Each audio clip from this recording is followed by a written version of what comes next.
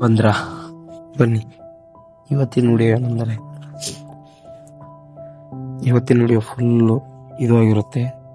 Full topic ನಿಮ್ಮ ಲೈಫ್ನಲ್ಲಿ ನೀವು ಹೇಗೆ ಗ್ರೋತ್ ಆಗೋದೊಂದು ಇವತ್ತು ನಾನು ಫುಲ್ಲು ವಿಜುವಲೈಸ್ ಮಾಡಿ ಹೇಳ್ತೀನಿ. ಇವತ್ತು ಈ ಟಾಪಿಕ್ ಏನಂದರೆ ಅಸೂಯೆ. ಇನ್ನೊಬ್ಬರು ನೋಡ್ರಿ ನೀವು ಅಸೂಯೆ ಪಟ್ಟರೆ ನಿಮ್ಮ ಲೈಫ್ನಲ್ಲಿ ಏನು ಎಫೆಕ್ಟ್ ಆಗುತ್ತೆ ಅಂತ ಅದರ ಟಾಪಿಕ್ ಮೇಲೆ ವಿಡಿಯೋ ಮಾಡಿದ್ವಿ. ಇವತ್ತು ವಿಡಿಯೋ ನೋಡೋ ಬನ್ನಿ. ವಿಡಿಯೋದಲ್ಲಿ ಒಬ್ಬ ವ್ಯಕ್ತಿ ಏಕೆ ಜೀವನದಲ್ಲಿ ಬೆಳೆದಂತೆ ಕಾಣುವುದಿಲ್ಲ, ಏಕೆ ಕೆಲವು ಮುಂದೆ ಹೋರಾಟ ಮಾಡ್ತಾರೆ, ಪ್ರಯತ್ನ ಮಾಡ್ತಾರೆ, ಆದರೂ ಲೈಫ್ನಲ್ಲಿ ಪ್ರೋಗ್ರೆಸ್ ಕಾಣೋದಿಲ್ಲ. ಈ ಪ್ರಶ್ನೆಗೆ ಉತ್ತರ ಫುಲ್ಲು ಇವತ್ತಿನ ವಿಡಿಯೋ ಇದೇ ಟಾಪಿಕ್ ಆಗಿರುತ್ತೆ. ಆಸೆ ಈ ಒಂದು ಗುಣ ಬೆಳವಣಿಗೆಯನ್ನು ತಡೆಯೋ ದೊಡ್ಡ ಕಾರಣ. ಯಾಕಂದ್ರೆ ನೀವು ಎಷ್ಟು ಆಸೆ ಪಡ್ತೀರ ನಮ್ಮ ಜೀವನ ನಿಂತ್ಕೋತಾ ಹೋಗುತ್ತೆ. ವಿಡಿಯೋ ಆಸೆ ಎಂಬ ಗುಣ ನಮ್ಮ ಮೆದುಳಿನಲ್ಲಿ ಒಂದು ನೆಗೆಟಿವ್ ಫೀಲಿಂಗ್ ಬರುತ್ತೆ. ಇದು ನಮ್ಮ ಫೋಕಸ್, ಮೋಟಿವೇಶನ್ ಮತ್ತು ಶಾಂತಿಯನ್ನು ನಾಶ ಮಾಡುತ್ತೆ. ಫುಲ್ಲು ಆ ರೀತಿ ಅಂದರೆ ಫುಲ್ಲು ನಮಗೇನು ಆಗದೆ ಇರೋ ಥರ ನಾಶ ಮಾಡಿಬಿಡುತ್ತೆ. ಯಾರಾದರೂ ಯಶಸ್ಸು ಸಾಧಿಸುವುದನ್ನು ನಾವು ನೋಡಿ ಅದನ್ನು ನೋಡ್ಕೊಳ್ಳೋದು, ಅದನ್ನೊಂಥರ ನೆಗೆಟಿವ್ ಎತ್ತುಕೊಳ್ಳೋದು, ಈ ಥರ ಆಸೆ ಹುಟ್ಟಿಸುತ್ತೆ. ನಾವು ಪ್ರೇರಣೆ ಪಡೆಯಬೇಕಾದರೆ ಅವರನ್ನು ನೋಡಿ ಏಕೆ ನನಗೆ ಆಗುವುದಿಲ್ಲ, ಇನ್ನೊಬ್ಬರು ನೋಡಿ ಹೇಗೆ ಆಗುವುದಿಲ್ಲ ಅಂತ ಹೋಲಿಕೆಯನ್ನು ಮಾಡೋದು. ಬೆಳೆಯುವೆ ಈ ಹೋಲಿಕೆಯನ್ನು ಮನವಿಕೆಯವಾಗಿ ನಮ್ಮನ್ನು ನಂಗೆ ನೀರು ಕುಡಿಯುತ್ತದೆ. ಅಸೂಯೆ ಬರೋದಕ್ಕೆ ಕಾರಣವೇನಂತ ಹೇಳ್ತೀನಿ ಫ್ರೆಂಡ್ಸ್. ಇದು ಫುಲ್ ಒಂಥರ ಏನಂದ್ರೆ ಒಂಥರ ಇದು ಇದ್ದಾಗೆ ಅಸೂಯೆ ಇದೊಂಥರ ನಮಗೂ ಜೀವನದಲ್ಲಿ ಫ್ಯಾಕ್ಟ್ ಇದಿಲ್ಲ. ಅಸೂಯೆ ಇದನ್ನು ಸ್ವಲ್ಪ ಕಂಟ್ರೋಲ್ ಮಾಡಿದರೆ ಸ್ವಲ್ಪ ಸಮಸ್ಯೆ ಇರ್ಬೋದು. ನೀವು ಪೂರ ಮಾಡಿದರೆ ಫುಲ್ ಸಮಸ್ಯೆ. ನಾವು ನಮ್ಮ ಜೀವನ ನಿಜವಾಗಿ ನೋಡುವುದಿಲ್ಲ. ನಿಜವಾಗಿ ನಮ್ಮ ಜೀವನ ನೋಡಿಲ್ಲ. ಇನ್ನೊಬ್ಬರ ಜೀವನ ನೋಡೋದು, ನಾನು ಆ ಥರ ಆಗೋದು ಈ ಥರ ಆಗೋದು ಎಂಬ ಭಾವನೆಯನ್ನು ಹುಡ್ಕೊಳ್ಳೋದು. ನಾವು ನಾವು ಇನ್ನೊಬ್ಬರು ಇನ್ಸ್ಟಾಗ್ರಾಮ, ಯೂಟ್ಯೂಬ್ ಸಕ್ಸಸ್ ಪೋಸ್ಟ್ಗಳನ್ನು ನೋಡ್ತೀವಿ. ನೋಡಿ ನಾವು ಸಕ್ಸಸ್ ಆಗ್ಯಾನ ಅದೆಲ್ಲ ಬರೀ ಹೊರಗಿಂದು ಔಟ್ಫುಟ್ ನೋಡಿ ನಾವು ಆ ಥರ ಫೀಲಿಂಗ್ ಆಗ್ಬಿಡೋದು. ನಾನು ಇದೇ ಥರ ಆಗ್ತೀನಿ.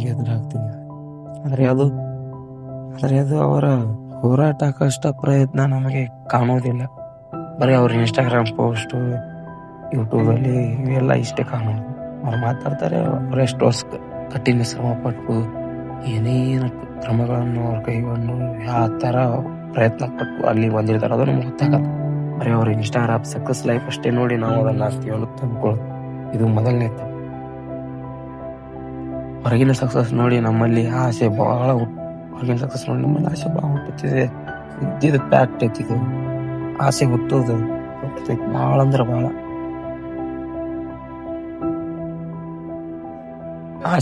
ಆಸೆ ಮಾಡಿದರೆ ನಮ್ಮ ಮೇಲೆ ನಾವೇ ನಂಬಿಕೆ ಕಳ್ಕೊತೀವಿ. ಫುಲ್ಲು ಮತ್ತವ್ರ ಮೇಲೆ ಆಸೆ ನಾವು ನಮ್ಮ ಮೇಲೆ ನಂಬಿಕೆ ಕಳ್ಕೊಳ್ಳೋದು. ನಮ್ಮ ಪ್ರಯತ್ನ ಕಡಿಮೆ ಆಗುತ್ತೆ. ನಮ್ಮ ಗುರಿಯಿಂದ ದೂರ ಹೋಗ್ತೀವಿ. ಫುಲ್ಲು ಆಸೆ ಪಟ್ಟೆ ಅಂದ್ರೆ ನಮ್ಮ ಗುರಿ ಬಿಟ್ಟು ದೂರ ಹೋಗ್ತೀವಿ. ಆಸೆ ಪಟ್ಟೆ ಹೊಸ ವಿಚಾರಗಳನ್ನು ಬರಲ್ಲ. ಆಸೆಗಳನ್ನೇ ನೋಡ್ಕೊತ ಬಿಡ್ತೀವಿ. ಆಸೆ ನಮಗೆ ಮಾಡುತ್ತದೆ ನೆಗೆಟಿವ್ ಎಫೆಕ್ಟ್. ಆಸೆ ನಮ್ಮ ಜೀವನದಲ್ಲಿ ನೆಗೆಟಿವ್ ಎಫೆಕ್ಟ್ ಫುಲ್ಲು ಎಫೆಕ್ಟ್ ಆಗುತ್ತೆ. ಮನುಷ್ಯನಲ್ಲಿ ನನ್ನದೇ ಆದ ಅಂತ ನಂಬಿಕೆ ನಿಮ್ಮ ಮೆದುಳಿನಲ್ಲಿ ಹಾರ್ಮೋನ್ಸ್ ಹೆಚ್ಚಾಗುತ್ತವೆ. ಆಸೆ ಪಡೋದರಿಂದ ನೀವು ಕೆಲಸ ಮಾಡೋದಕ್ಕೆ ಮನಸ್ಸು ಬರ್ತಿರಲ್ಲ. ಯಾಕಂದ್ರೆ ಆಸೆ ಪಟ್ಟರೆ ಮನಸ್ಸು ಬರ್ತಿರಂಗಿಲ್ಲ. ಅಸೂಯೆ ಪಟ್ಟರೆ ಅದರಿಂದ ಕೆಲಸ ಮಾಡಲು ಮನಸ್ಸು ಬರಲ್ಲ. ನಮ್ಮ ಜೀವನ ನಮ್ಮ ಕೈಯಿಂದ ಹಂತವಾಗಿ ಜಾರಿ ಹೋಗುತ್ತದೆ. ಆಸೆ ನಿಮ್ಮ ಎನರ್ಜಿ ಡ್ರೈನ್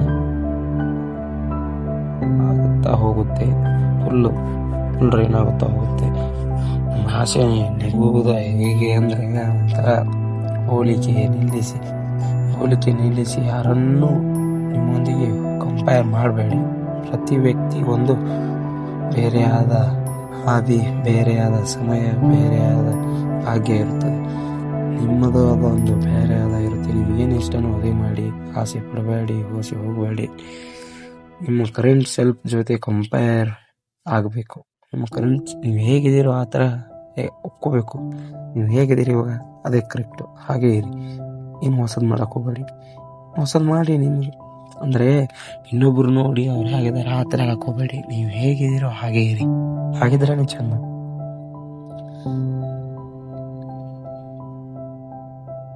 ನೀನಿದ್ದವನು ಮತ್ತೆ ನೋಡುತ್ತೇನೆ. ಹೋಲಿಕೆ ಮಾಡಿ ಇದ್ದೇ ಗ್ರೋತ್ ಕೂಡ ಹಾಳಾಗೋಗುತ್ತೆ. ಹೋಲಿಕೆ ಮಾಡಿದರೆ ನಿಮ್ಮ ಇದ್ದು ಗ್ರೋತ್ ಕೂಡ ಫುಲ್ ಹಾಳಾಗೋಗುತ್ತೆ. ಇತರರ ಯಶಸ್ಸನ್ನು ನೋಡಿ ಸಂತೋಷದಿಂದ